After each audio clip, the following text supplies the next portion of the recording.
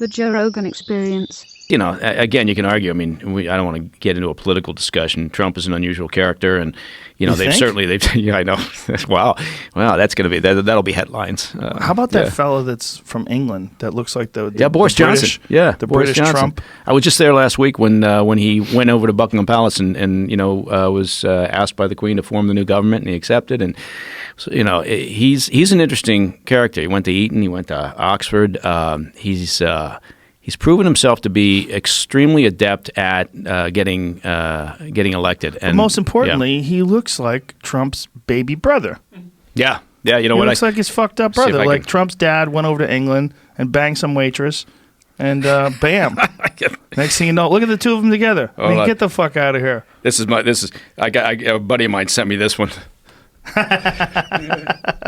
It's a South Park one. It's him with a bike helmet on. That's the best side by side That's I've good, seen but this so one's far. better. This one's better. Oh yeah. I mean, it literally looks like a young Trump cousin or a brother or something like that. But he's promised they're out as far as Brexit goes by Halloween, by 31 October. They're done. And so they're done with the whole European Union. Well, that's what they're saying. And basically, now what they're concerned about, of course, is it's a hard exit, right? No deal. Right. But he's saying it doesn't matter. If that's the case, then that's what we've got to do.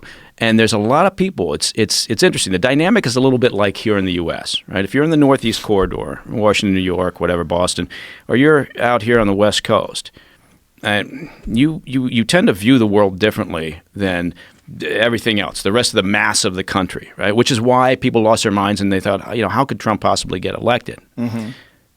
The UK is a little bit like that. That Brexit vote came around, and everybody in London was convinced that it's going to be 95%. We're not leaving. And so when it came time and they voted to leave in 2016, the people in London lost their minds. They couldn't believe it, and they still to this day think everybody else is just an idiot, right? So there's a similarities there, which is I think why in part Trump feels sort of this kinship with Boris Johnson. But yeah, so Boris Johnson has said that's it, we're out of here. Maybe we can get a deal. If we can't, doesn't matter. We're still leaving, and it'll be interesting to see what happens. But he's not unpopular. What's the argument for them leaving? What's the pro-Brexit argument? Do you really want to have your country, your sovereign nation, run by a bunch of faceless technocrats living in Brussels who have really zero interest in your sovereign nation, right? That's at the heart of it. It's not an economic decision. And people always make that problem with Brexit. They always say, well, from an economic perspective, this is not a good thing. Well, the deal at heart isn't an economic concern. It's the issue of sovereignty. It's the issue of being run, again, by Brussels, and sort of this morass of regulations that they've imposed, the inability for the UK to make their own decisions about trade, and so there's a good argument in that regard. Is it going to be a financial problem for them? It's not going to be a disaster like some people throw out there and say, oh my God, this is going to the UK is going down the toilet fast.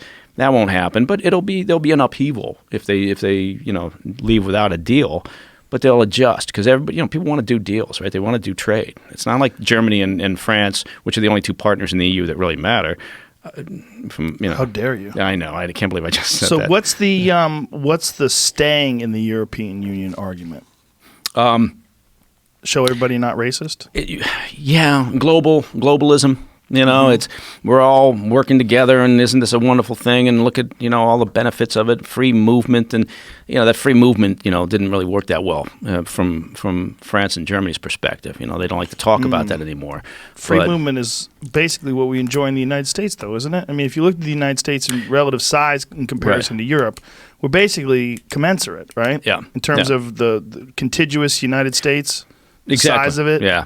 And then we all speak the same language, but I'm talking about immigration policies. I'm not talking about movement within the EU. No, I understand, but I mean, even in immigration, right? Like the size of these countries in comparison to the size of states, like Texas is basically bigger than a lot of fucking European nations, right? Yeah. It's it is. That argument, sort of the immigration argument, much like some of the other arguments, comes down from the UK's perspective on don't tell us what to do, right? And maybe there's still an element of look, we were an empire that controlled most of the planet for a while. We'd like to have a little bit more say in what we're doing. So there's an independent streak. The problem is, from EU's perspective, is if they do leave and it's not a disaster, then other countries are going to line up, right? And Italy maybe would be the next one. So it'll be interesting to see what happens. But yeah, Bojo, as they call him, is an interesting cat, not unlike our president.